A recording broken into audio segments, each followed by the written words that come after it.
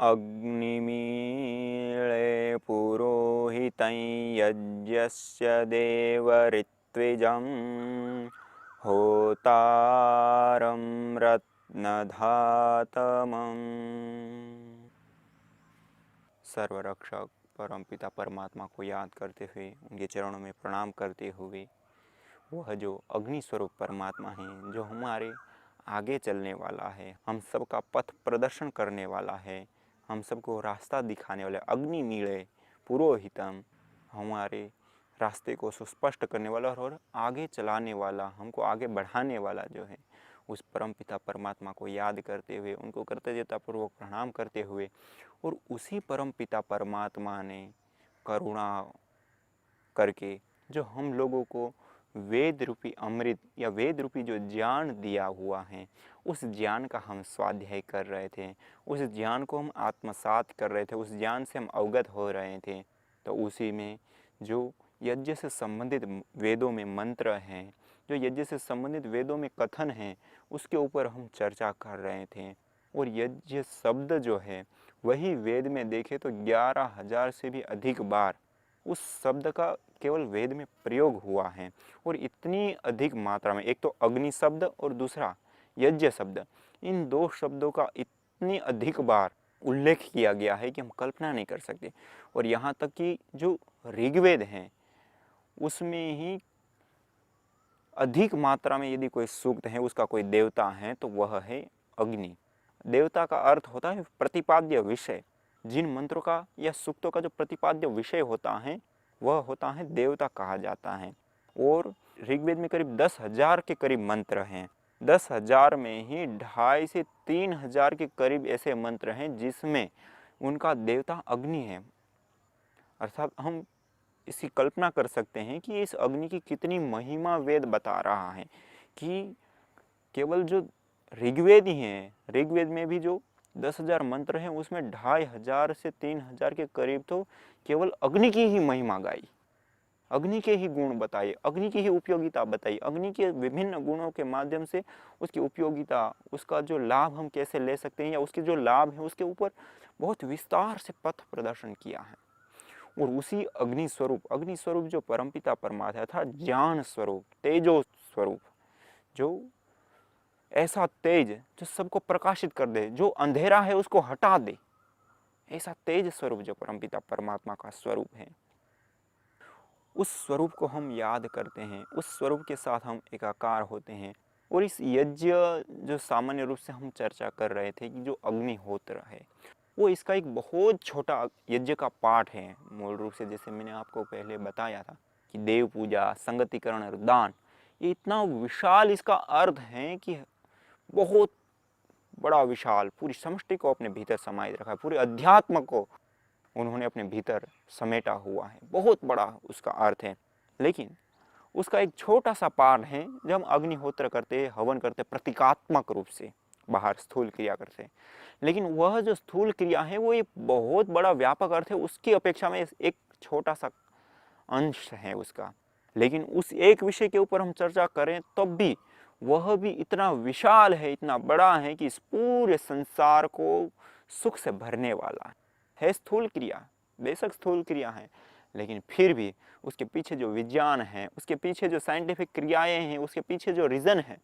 वो बहुत विशाल है, बहुत बड़े लाभ देने वाला है। और जो हमने सुना है कि 100 हाथ से कमाओ और 1000 हाथ से बांटो, बहुत बड़ी मात्रा में दान दो, लेकिन ये जो कथन है वह कथन साकार होता हुआ कहीं दिखाई देता है या वो साकार कहीं होता है तो वो यज्ञ के माध्यम से होता है। यज्ञ के माध्यम से हम जो भी कमाते हैं उसका दशांश ही हम यदि निकाल करके उसका हवन करते हैं, अग्निहोत्र करते हैं, तो वो जो पदार्थ है, द्रव्य है, उसको हम एनर्जी के रूप में कन्वर्ट कर रहे हैं, उसको कई गुना परमाणु रूप में बदल देते हैं। अर्थात जो भी मैटर होता है उसको जब हम यज्ञ की अग्नि में डालते हैं, उस अग्नि में डालने से वो परमाणु रूप में कन्वर्ट होता है। कोई भी पदार्थ नष्ट नहीं होता, अपितु परमाणु रूप में कन्वर्ट होता है। अब जब परमाणु रूप में कन्वर्ट होता है तो वो कई गुना, गुणात्मक रूप से लाखों गुना बढ़ जाता है। और वो जब बढ़ करके हमको स्वयं को तो लाभ देता है, हमारे परिवार को लाभ देता है, लेकिन उसके साथ साथ पूरे धरती को वो पूरित करने वाला होता है। इसलिए वेदों में कहा गया है कि पृथ्वीं च में यज्ञेन कल्पता, अर्थात इस यज्ञ के माध्यम से इस पृथ्वी को आपूरित करो, सुरक्षित करो, शक्तिशाली बनाओ। मानी पृथ्वी को शक्तिशाली बनाने का विधान करा गया है यज्ञ में। जो ये इतनी बड़ी पृथ्वी है, इतने छोटे से यज्ञ से कैसे हो जाएंगी, हमको ऐसे मन में विचार आता है। लेकिन इस यज्ञ में जो वैज्ञानिकता है, इस यज्ञ में जो साइंटिफिक रीजन है, वो बहुत विशाल, इसके पीछे विज्ञान छिपा हुआ है। आज के जो मॉडर्न मेडिकल साइंस है, वो भी आज इस बात को मानती हैं कि ये जो यज्ञ हैं, यज्ञ को करने से हजारों लाभ प्राप्त होते हैं। जो वायु प्रदूषण बढ़ता है तो उसके कारण जो गैसें इसमें होती हैं वायु में, वायु किसको हम कहते हैं, वायु गैसों का समूह है। जैसे ऑक्सीजन होती हैं वो 21% होती हैं, नाइट्रोजन होते 78% होती हैं, और 1-1.5% जो बची उसी में करीब 60 के करीब गैसें होती है, जिसमें हम कार्बन डाइऑक्साइड से लेकर के पारा, इथेन, मीथेन, प्रोपेन या अलग प्रकार की जो भी गैसें हैं, उन सब चीज़ों को हम ले तो 61 प्रकार की अन्य गैसें होती हैं। ये सब 1% के अंदर अंदर होती है, 1% तक, ज़्यादा से ज़्यादा 1-1.25%, बाकी सारा ऑक्सीजन और नाइट्रोजन होता है। तो ये जो एक गैसों का परिमाण है वो शुद्ध वायु का परिमाण है, और इन्हीं गैसों में जब न्यूनाधिकता हो जाती है तो उसी को कहते हैं प्रदूषण। जैसे कार्बन डाइऑक्साइड का प्रमाण है वो जितना होना चाहिए उसे 10 गुना, 20 गुना, 50 गुना बढ़ गया। आज वर्तमान में तो ऐसे जो जहरीली गैसें हैं उसका प्रमाण बहुत अधिक मात्रा में बढ़ चुका है, और वो जो बढ़ चुका है उसके कारण आज बहुत बड़ी समस्या है ग्लोबल वार्मिंग की। ग्लोबल वार्मिंग कहते हैं कि जो एक पृथ्वी के धरातल से लेकर के जो हमारे वायुमंडल की पूरी सतह है, उसके भीतर का जो वायुमंडल है वो अति गर्म होता चला जा रहा है। मानी उसका जो तापमान है वो दिन प्रतिदिन बढ़ता चला जा रहा है, और उस तापमान के बढ़ने के कारण इस धरती पर जो पानी है वो अधिक मात्रा में सूख जाता है, जिसके कारण नदियां सूख जाती है जो नित्य प्रवाहमान रहती है वो। इसके कारण जो ग्लेशियर जमे हुए होते हैं वो ग्लेशियर पिघल जाते हैं, और उसके ये सारी जो समस्याएं पैदा होती हैं उसके कारण पानी की कमी और अन्य कई सारी प्रकार की समस्याएं पैदा होती हैं। और विशेष रूप से, मुख्य रूप से जो प्राकृतिक आपदाएं जिसको हम कहते हैं, अतिवृष्टि, अनावृष्टि, या फिर बहुत ही वात चक्कर चलना, या फिर इस प्रकार की जो भी दैवीय आपदा, भूकंप इत्यादि कहते हैं, वो सारी समस्याएं इसके बाद जन्म लेती। तो इसको आखिर हम कैसे रोकें या इससे हम कैसे छुटकारा प्राप्त कर सकते हैं? तो हमारे वेदों में पहले से ही उसका समाधान दिया हुआ है हमारे ऋषि मुनियों ने, या हमारे जो ग्रंथ हैं उसमें इसका पूर्व से ही एक समाधान दिया है। पृथ्वी च में यज्ञेन कल्पताम, इस पृथ्वी को यज्ञ के द्वारा, यज्ञ के माध्यम से शक्तिशाली बनाओ, इन सारी समस्याओं से हम दूर कर सकते हैं। और भी अन्य जगह पे भी इस तरह से कहा गया है कि जो ये वायु है उसको पवमान कहा है। मानी जो यज्ञाग्नि है, यज्ञ की जो अग्नि है उसको पवमान कहा गया है, मानी पावन करने वाली कहा गया है। और जब यज्ञाग्नि को हम जलाते हैं और उससे जो गैसें निकलती हैं,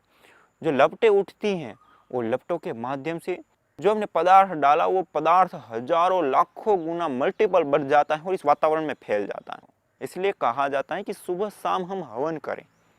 अग्निहोत्र करें, और सुबह शाम हम जब हवन करेंगे, अग्निहोत्र करेंगे, तो ये जो गैसें बनती हैं वो गैस इतनी तीक्ष्ण, इतनी तीव्र और इतनी सात्विक और इतनी अच्छी होती हैं वो,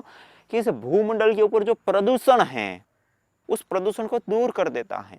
जो अनबैलेंस है उसको बैलेंस कर देता है। इसलिए कहा गया है यज्ञो वै भुवनस्य नाभि, ये सारा जो भूमंडल है, जो पृथ्वी है, सारा जो अस्तित्व है उसकी नाभि के रूप में है यज्ञ, उसका मूल बिंदु है। यदि हम यज्ञ करेंगे तो सारा अस्तित्व जो है वो सम रहेगा, बैलेंस में रहेगा, और सम बैलेंस में रहना ही स्वास्थ्य होता है। चाहे हमारा शरीर है तो वहां पे भी समता जब तक है तब तक स्वास्थ्य है, जब क्षमता हट जाती है तो बीमारी है। इसी प्रकार इस सारा वायुमंडल, इसी प्रकार इस पृथ्वी के ऊपर जो परिस्थितियां हैं, जलवायु परिवर्तन इत्यादि, वो सब जब सम अवस्था में रहता है तब तक ये सारी चीज़ सही रहती हैं, अर्थात सात्विक अवस्था में सही तरीके से बनी रहती है। लेकिन जब इसमें अनबैलेंस होता है, असमता में आ जाता है, तो उस समय वहाँ पर प्राकृतिक आपदाएं जन्म लेती है, वहाँ पे बीमारी जन्म लेती हैं, और वह बीमारी ही सब रोगों का कारण होती है, और वो सब चीज़ों को नष्ट करने वाली, दुख देने वाली, पीड़ा देने वाली हो जाती है। इसीलिए जैसे हमारे तन में, शरीर में रोग होते हैं तो उसके निदान के लिए जैसे वेदों में और उपनिषदों में, आयुर्वेद में इस सब जगह पे जो वर्णन मिलता है, उसी प्रकार ये सारी जो पृथ्वी है या भूमंडल है, सारा जो ब्रह्मांड है, उसमें भी जब अनबैलेंस हो जाता है, उसमें भी जब बीमारी आ जाती है, तो उसको भी दूर करने का साधन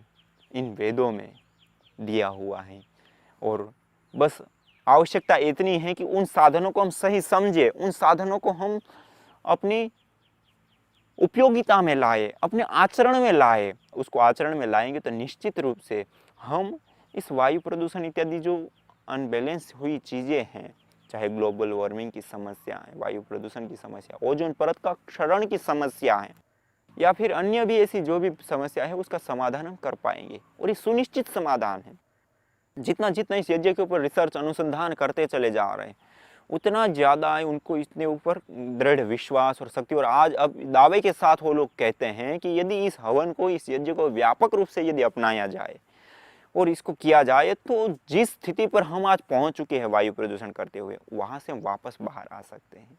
और इस धरती को, इस पृथ्वी को फिर से आपूरित कर सकते हैं, शक्तिशाली बना सकते हैं, इस पृथ्वी को दृढ़ बना सकते हैं और ऐसी सशक्त बना सकते हैं कि फिर से जैसे सृष्टि के आदि काल में परमपिता परमात्मा ने हमको सुस्वस्थ और सम अवस्था में हमको प्रकृति दी थी, वैसी की वैसी हम फिर से स्थापित कर सकते हैं। यह मनुष्य के हाथों में परमपिता परमात्मा ने एक ऐसा साधन, एक ऐसी तकनीक, एक ऐसी विधा दी है कि वो मनुष्य बहुत छोटा है, बहुत छोटे काम कर सकता है, लेकिन इतनी छोटे कद का होते हुए भी सारे ब्रह्मांड को संतुलित कर सकने का भी सामर्थ्य इस यज्ञ के कारण उस मनुष्य के अंदर आ गया है। इतना बड़ा सशक्त साधन है ये यज्ञ कि हम कल्पना नहीं कर सकते कि इस पूरे ब्रह्मांड को हम कैसे संतुलन कर सकते हैं, लेकिन इस यज्ञ को अपनाने से वास्तव में ऐसा होता है छोटी सी क्रिया, छोटा सा अनुष्ठान, लेकिन उस छोटे अनुष्ठान के पीछे बहुत बड़ा विज्ञान और उसके पीछे बहुत बड़ा परिणाम छिपा हुआ है। तो इस परिणाम को लाने के लिए आज हमको अपनाना पड़ेगा। आज हम अंधाधुंध रूप से जिन वस्तुओं का प्रयोग करते हैं, जिन कंपनियों को, फैक्ट्रियों को लगा रहे हैं और उनके माध्यम से जो प्रदूषण फैल रहा है, उस प्रदूषण के जिम्मेदार तो हम ही लोग हैं, क्योंकि हम ही लोगों ने आज इतनी बड़ी मात्रा में सुविधाएं ली है। यदि हम कंपैरिजन करें कि आज से कुछ सालों पूर्व जब राजा महाराजा लोग हुआ करते थे, जब रजवाड़ा हुआ करते थे, उस समय राजा लोग जिस सुख सुविधाओं को लेते थे, जिस सुख सुविधाओं में वो जीते थे, जिस सुख सुविधाओं को वो भोगते थे, उस सुख सुविधाओं को आज हम प्रत्येक व्यक्ति भोग रहे हैं, उस सुख सुविधाओं को आज हम प्रत्येक व्यक्ति ले रहे हैं। क्योंकि उस समय राजा लोग जिस अवस्था में रहते थे, उसके लिए वहाँ पे कई सैकड़ों लोग उसके नौकर रहा करते थे। उसके पीने की, पानी की व्यवस्था से लेकर के उसके लिए तमाम, कहीं जाना है तो भी उसके लिए व्यवस्था हुआ करती थी। तो वो जो सुविधा ले रहे हैं, आज हमने उन सुविधाओं को घर घर तक पहुंचा लिया। मानी सुविधा की दृष्टि से हम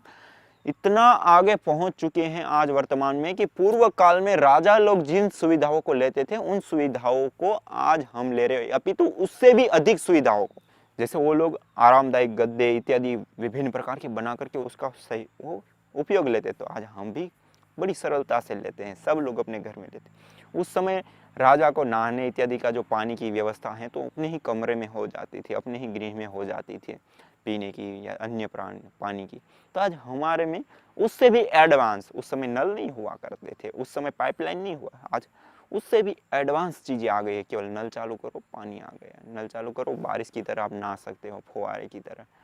मानी इतना एडवांस सुख सुविधा में आ गए। विभिन्न प्रकार के कपड़े हो गए, विभिन्न प्रकार की सुख सुविधा, जितनी सुख सुविधा राजा काल में नहीं हुआ करती थी कि गर्मी आ गई तो ऐसे चला लिया, उस समय ऐसे ही नहीं था। लेकिन प्राकृतिक रूप से जो भी वो उस गर्मी से बचने के लिए अपने उपाय करते होंगे, लेकिन आज हम प्रत्येक घर में देखते हैं कि हर कोई व्यक्ति उस सुविधा को ले रहा है। गर्मी आ गई तो एसी चला लिया, पंखा चला लिया, कूलर चला लिया, और इसी प्रकार से जब ठंडी आ गई तो हीटर चला लिया। तो ये जो सुविधाएं लेते हैं हम, बारिश आ गई तो उसके लिए भी हमने विशिष्ट मकान बना लिए। तो ये सारी जो हम सुविधा लेते हैं, तो एक रूप से देखें तो बहुत ज़्यादा सुविधा बढ़ गई। उस समय राजा महाराजा लोगों को कहीं दूर जाना होता था दूसरे नगर में, तो कई दिन तक लग जाते थे। बेशक उनको चलना नहीं पड़ता, लेकिन धीरे धीरे उनकी जो एक व्यवस्था होती थी, लोग कंधों के ऊपर उसको उठा करके लेकर के जाते थे, तो उसके माध्यम से बहुत देर में पहुंच जाए। लेकिन आज हमने ऐसी एडवांस सुविधाएं ले ली कि हमको गाड़ी में ही अति तीव्र गति से भी चलते हैं, उसमें भी अंदर एसी आ गई, पूरे अनुकूल वातावरण में रहते हैं, और उसमें जो झुकाव आते हैं या जो गड्ढे इत्यादि आते हैं तो उसका भी प्रभाव ना पड़े, उसके लिए कई सारी सुविधाएं की जाती है। लेकिन पूर्व काल में ऐसे नहीं, चलते हैं तो जो ऊपर नीचे होता है तो उसका भी, तो हम उससे भी ज्यादा आज सुविधा लेते हैं, और बहुत बड़ी मात्रा में लोग सुविधा ले सकते हैं इन सारी चीजें, और लेते हैं, हम घर घर में लेते हैं इन सुविधाओं को, और इस सुविधाओं को हमने बढ़ा लिया है। लेकिन उस चीज का हमने ध्यान नहीं रखा है, प्रकृति का। उस समय में प्रकृति का भी ध्यान रखा जाता था, उस समय जंगल भी बोए जाते, उस समय जंगल भी बहुत बड़ी मात्रा में हुआ करते थे। और आज हमने इन सुख सुविधाओं को केवल ध्यान में रखते हुए अपने विकास को पैमाने में लगाए हैं कि जितनी ज़्यादा मनुष्य सुख सुविधाएं लेता जाएगा उतना ही ज़्यादा वो देश विकास को प्राप्त होता है। ऐसा नहीं होता है। आज का जो विकास है हमारा, वो विनाश है। विकास नहीं, अभी तो हमारा ही विनाश है। हम अपने ही हाथों से उन गड्ढों को खोद रहे हैं जिसमें हम स्वयं तो मरेंगे ही, लेकिन अपनी आने वाली पीढ़ियों के लिए भी यहाँ जीने के लिए सांस लेने जैसी वायु नहीं रहने देंगे, जीने जैसी भूमि नहीं रहने देंगे, अन्न पैदा हो ऐसी भूमि नहीं रहने देंगे। तो हम क्या कर रहे हैं? तो हमको थोड़ा जागना पड़ेगा, ऊपर उठना पड़ेगा इन चीज़ों से, और हमको सोचना पड़ेगा, विचार करना पड़ेगा कि हम क्या, किस तरीके से इस विकास को हम किस दिशा की ओर ले जा रहे हैं और किस दिशा की ओर हमको ले जाना चाहिए। सुख सुविधाएं ले, उसमें कोई हानि नहीं, लेकिन उस प्रकार की सुख सुविधा जिससे प्रकृति की भी कोई हानि ना होती हो। आज हम सुख सुविधा लेते हैं, उससे प्रकृति की हानि होती है, और प्रकृति से ही हमारा जीवन है। और ये जो वायु है, ये तो इतना उत्तम और इतना ज़्यादा हमारे लिए उपयोगी है कि हम अपने ही आहार में जहर को घोल रहे हैं, फैक्ट्रियों की चिमनियों के माध्यम से, मोटर कारों की भुंगलियों के माध्यम से। क्योंकि हम जो आहार लेते हैं, उस आहार में हम सर्वाधिक कोई आहार 24 घंटे में आहार लेते हैं तो सांस के माध्यम से हम लेते हैं। उसके बाद दूसरा कोई आहार है तो वो हम लेते हैं पानी पीने का। तो दिन में 7-8 बार पीते होंगे, 10 बार पीते होंगे, कोई 12 बार पीते होंगे। और उसके बाद हम भोजन, फल फ्रूट इत्यादि लेते हैं, अन्न इत्यादि, सबसे कम वो हिस्सा होता है। लेकिन आज हम अपनी वर्तमान की परिस्थिति देखें तो अन्न फल फूल से लेकर के वायु तक सब प्रदूषित कर चुके हैं हम। आज जो हम खेती कर रहे हैं, खेती में यूरिया, डीएपी या जहरीली जिन दवाओं का छिड़काव करते हैं, उन छिड़काव के माध्यम से इतनी ज़्यादा जहरीला पदार्थ हो गया है कि हम जिस अन्न को खा रहे हैं, जिन सब्जियों को खा रहे हैं, जिन फलों को हम खा रहे हैं, उसी के अंदर जहर की मात्रा इतनी ज़्यादा है कि हम कल्पना नहीं कर सकते। इन सारी चीज़ों से बचने के लिए हमको इससे ऊपर उठना चाहिए, कुछ सोचना चाहिए, विचार करना चाहिए, और इस खेती की जो पद्धति है, कृषि की जो पद्धति है, उसको भी हम प्राकृतिक रूप में लाए, गौ आधारित कृषि को अपनाएं, यज्ञ आधारित कृषि को अपनाएं। हाँ, और वर्तमान में जो प्रयोग हुए उस प्रयोग के आधार पे ये अनुसंधान के माध्यम से ये दावे के साथ प्रूव हो चुका है कि जिस खेती को हम वर्तमान में कर रहे हैं, उससे उत्पन्न हुआ जो अन्न फल फूल है, उसमें जो आयरन इत्यादि जो चीज़ें रहती है, कैल्शियम इत्यादि या विटामिन इत्यादि, वो बहुत न्यून मात्रा में हो गई है। एक प्रकार का गुस्सा जैसा हो गया है, उसमें कुछ विशेष पौष्टिक आहार नहीं बचा। और उसी को जब यज्ञ आधारित खेती की गई या गौ आधारित खेती की गई, प्राकृतिक खेती की गई, और उसमें जो वो तत्व पाए गए वो उससे कई गुना ज़्यादा, उसकी क्वालिटी, उसका स्वाद, उसका रंग, उसका रूप, उसकी गंध, इन सब में बहुत ही अच्छा पॉजिटिव प्रभाव देखा गया। और सबके साथ साथ जो उत्पादन है, वह उत्पादन भी 2 से 3 गुना, और कहीं कहीं जगह पे तो कहीं कहीं फसलों में तो 4-4 गुना अधिक उत्पादन मिलता है ऑर्गेनिक खेती करने से, प्राकृतिक खेती करने से, यज्ञ आधारित खेती करने से। तो हम इस ओर मुड़े, इन जहरों से बचे, और इस जहर को खाने से भी बचे। तो इस अन्न में जहर हो गया, इस वायु में जहर हो गया, इस पानी में जहर हो गया, तो उससे हम बचे। और उससे बचने के लिए पहला हम उपाय करें कि हम जो सुख सुविधाएं लेते हैं उसको कम से कम करें, और प्रकृति में जो हानि हो रही है उस हानियों से हम जितना हो सके उतना उसको बचाए। उस हानि करने वाले जो हमारी एक्टिविटीज़ हैं उसको हम रोकें, और उसके साथ साथ हम ऐसी चीज़ों को अपनाएं कि जिससे प्रकृति का कल्याण होता हो, जिससे प्रकृति का संरक्षण होता हो, जिससे प्रकृति का उभार होता हो। ऐसी चीज़ों को अपनाएं, और ऐसी चीज़ों में एक सर्वश्रेष्ठ है प्राकृतिक खेती को अपनाएं, प्राकृतिक रूप से हम एग्रीकल्चर को करें और यज्ञ को करें, हवन को करें, अग्निहोत्र को करें। और जब अग्निहोत्र को, हवन को करते हैं तो उससे ये वातावरण भी शुद्ध होता है, हमारा तन भी शुद्ध होता है, मन भी शुद्ध होता है, मन भी पवित्र बनता है, मन की सात्विकता बढ़ती है और उसके साथ साथ पूरे समाज में भी एक पॉजिटिव वातावरण का संचार होता है, वृष्टि भी सही आती है, जल का भी शोधन होता है और जंगल इत्यादि ही उसका भी भरण पोषण होता है, बहुत ही अच्छे से उभरते हैं और ये सारे जहर है उससे हम बचते हैं। और जब इस प्रकार के सात्विक वातावरण में रहेंगे तो निश्चित ही सबका कल्याण होना है, सब ऊपर उठने हैं, सबका उद्धार होना है। और ये तो हमारी आज आवश्यकता बन गई है और आज जो वैश्विक समस्याएं हैं उन समस्याओं का भी समाधान यज्ञ ही है। इसीलिए हम इस जो यजुर्वेद में कहा है, पृथ्वीम च यज्ञेन कल्पताम, इस पृथ्वी को शक्तिशाली यज्ञ के माध्यम से बनाओ, तो हम इस यज्ञ को अपनाएं, इस यज्ञ के साथ जुड़े, स्वयं यज्ञ करें, औरों को यज्ञ कराए और सबसे प्रार्थना करें कि हम जितना इस